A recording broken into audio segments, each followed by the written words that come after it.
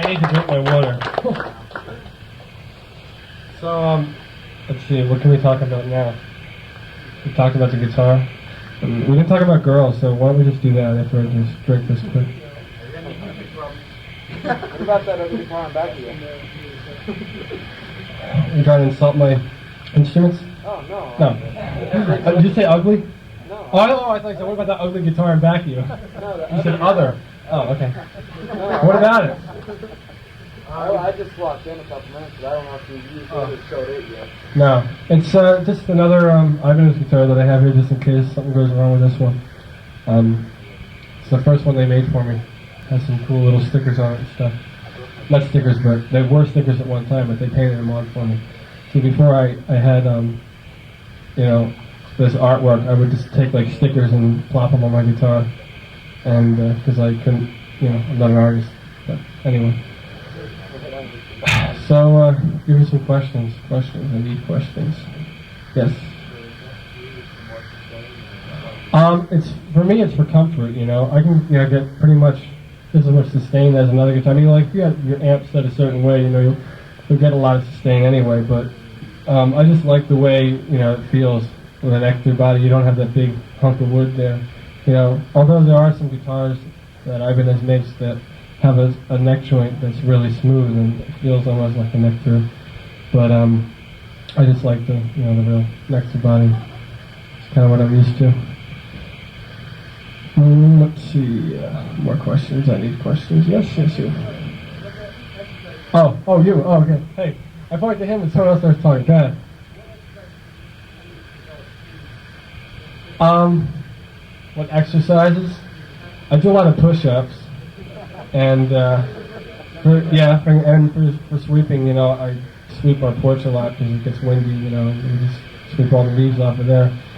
And no. Exercises, you know, just like the stuff that's in there, you know. For picking, I don't really do a lot of picking exercises, you know, just because I don't do a lot of alternate picking, you know. But, you know, some of the legato licks you can play alternate, you can alternate pick them, or, you know, like the sweeping, the arpeggios, you can try and alternate pick those too, you know, if you want to work on them. But, you had a question here, I'm sorry. What kind of guitars do you have? I have a couple other Ibanez guitars that have like artwork like this, you know, like crazy graphics and stuff like that.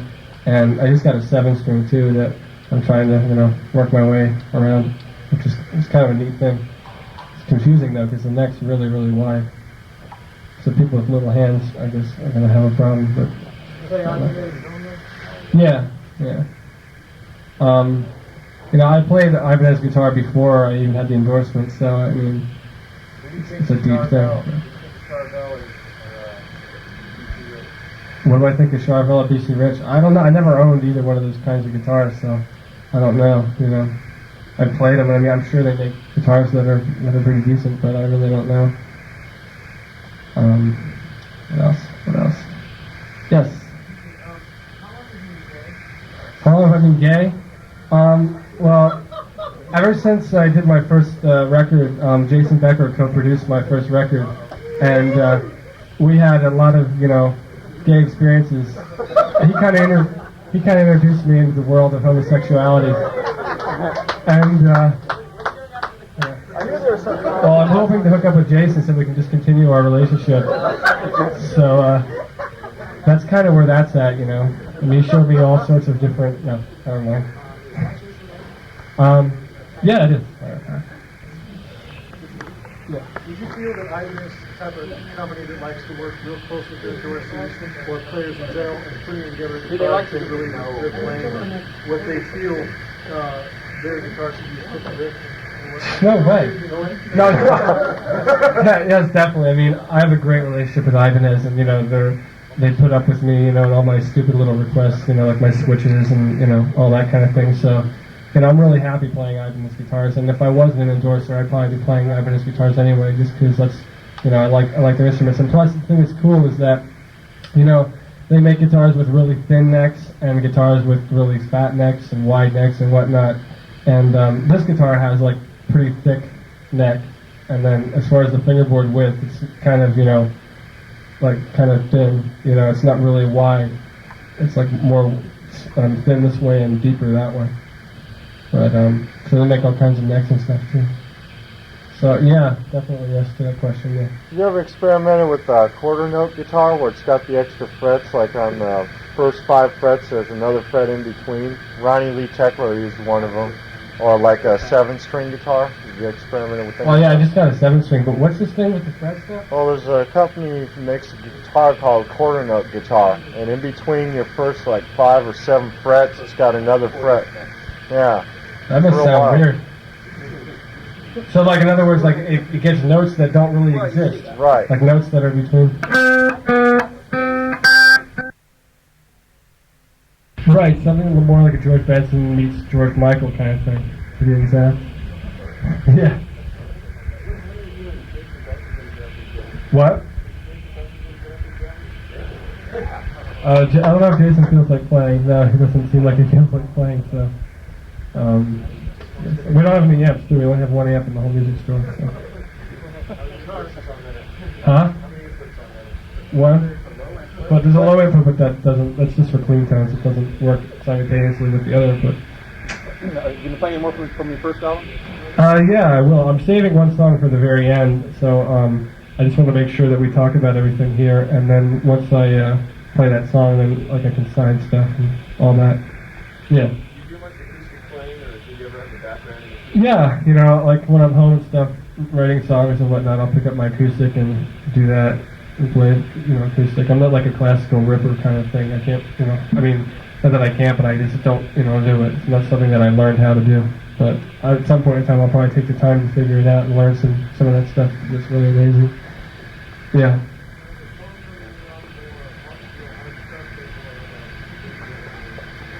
More radio oriented, you know. I mean, I want people to hear my music, so I'm trying to gear it to that, you know. Because my first record got some airplay back in Philadelphia, but it was always like late at night, and you know, it's, you know, a weird kind of thing. Late at night, no one really hears it except people that stay up late at night. So, yeah. You gonna shoot for a video, maybe? You know, I'd like to, but the thing is that Shrapnel is such a small company that you know, they don't really do videos. And like they did one video for one of their artists a while ago. And, like after they did that video, like it was like they didn't really think that it helped a whole lot. So now Shrapnel's like totally against doing videos. So you know, my main objective now is to get onto a bigger label, and once I do that. It's kind of like a springboard for your Well, yeah, I mean, you know, Shrapnel's a great stepping stone. You know, I mean, everybody that was on that label went on to do bigger and better things, and hopefully, you know, that'll happen with me. But anyway, so anything else you guys want to talk about? Any questions about my guitar? Yeah. Well, it's the kind of thing where, you know, if you're playing and like your hair's down like this, you know, I can see when my hair's down like that, right? But when I turn my head, I can't, so I have to kind of flip. So I'll just usually like take my arm like this and flip that way, you know. So that's kind of how it didn't really, it's kind of an instinct kind of thing. It doesn't really take much practice to really develop. Any other questions? What? The rips in my jeans are all totally natural. Yeah, you know, I don't take razors or anything to my jeans. I thought those were designer chairs. Right. I paid. What do you say? No. Yeah. Exactly. I don't know. But are you having more important questions? You mentioned something that you have had some sort of schooling and know a bit about too. There are quite a few players out there that don't know anything, such as George Lynch, and rumor has it Too bad. No. that he's enrolling in GIT this year, Zero Lynch and stuff. Other players like Jeff Beck as well that are totally unschooled. What's your feeling about that? Is it your feeling that, hey, if you ain't learning, but you're doing things fine, or what do you think? Oh, God. Well, now that I know the truth about those guys, I have no respect. No, I'm just kidding. No, I think, you know, for me, like, if I didn't know the theory that I know, I wouldn't be able to play, you know? I mean, if I wouldn't know how the modes work and all that kind of... I'm not going to sit here and talk modes and stuff, because you can go to school for that, but if I wouldn't know, you know, the modes and how they work and stuff like that, I wouldn't be able to play, you know? So, I mean, if someone can play and sound great without knowing that stuff, you know, fine, you know, love you, babe, but, you know, I need to know the theory that I know to be able to play, so that's kind of where that comes from. So that was a good question. All right. No more questions? God, you guys are so quiet. How about a half-hour guitar solo? Hey, so what do you mean? You want to hear me stand up here and play guitar for half an hour? Is that what you want? Sure. I'll do some ripping and then I'll play another song and all that. Improvising the local in Okay. Okay.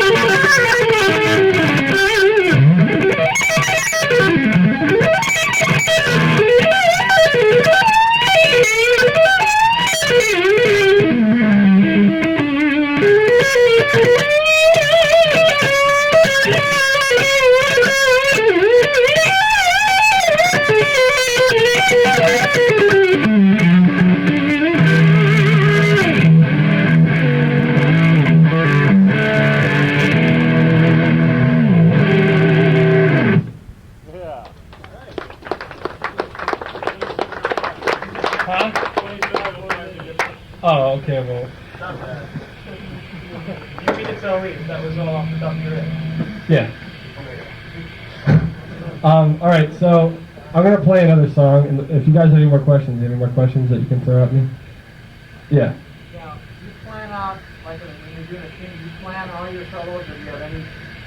No, you know what's weird is like I never really sat down and like wrote out a solo beforehand. You know, like if I had to write a song, like, I would like write parts. You know, like parts I write out. But like if it was a chorus part, you know, if it's an instrumental or whatever. But as far as solos, I pretty much play till I screw up, and then when I screw up, I punch and then play again. If I screw up again, I punch and then play again. And then that's how I write the solos. And then what you can do, like if I come up with a solo that way that I like on my demos, then like I'll learn that solo and then play it when I record the album, and do it that way. Or if I do something off the top of my head and really like it, then I'll learn that and play it live. So like all the solos on this new record weren't worked out. We just went in and did the solos, and we did it that way. And like live, I'll do the exact solo from every song on the record, just because I think it's important to do the same solo, because it's kind of like part of the song if it's a good solo. So well, it's some kind of festival in the other room there. Everybody's piling in there. All right. Mike Varney and Steve Fontana. Yeah. So, any more important little tidbits? If there's not, I'm going to play another song, and then, yeah, your fingers are flying. Is there anything you'd like to tell us that we haven't asked yet? So you haven't asked? Anything I can tell you that you haven't asked? Probably a lot I can tell you that you haven't asked, but Kind of narrow it down a little bit. I can't think of it off the top of my head. Okay, I'll tell you a little story. This is kind of a fun thing. This is the first thing that popped into my head after you asked that question, so I'll tell it. When I was like 15, I would go out and like see this band that played some of the same clubs we did, and they played some of the same songs that we did because we were both cover bands.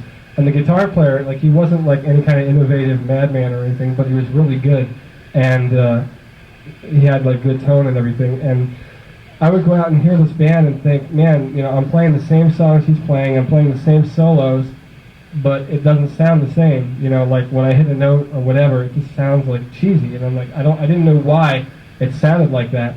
And like the reason why was because like my vibrato sucked and like I was bending out of tune and all that kind of thing. But like I didn't know that that's why it sounded that way. You know, I could hear it, but I didn't know that that's what it was. So, you know, once I got a grip on like, you know, the fact that, you know, vibrato is like way important, you know, more important than technique. Well, it is technique, more important than playing fast and all that stuff. And you have to be able to bend in tune, you know.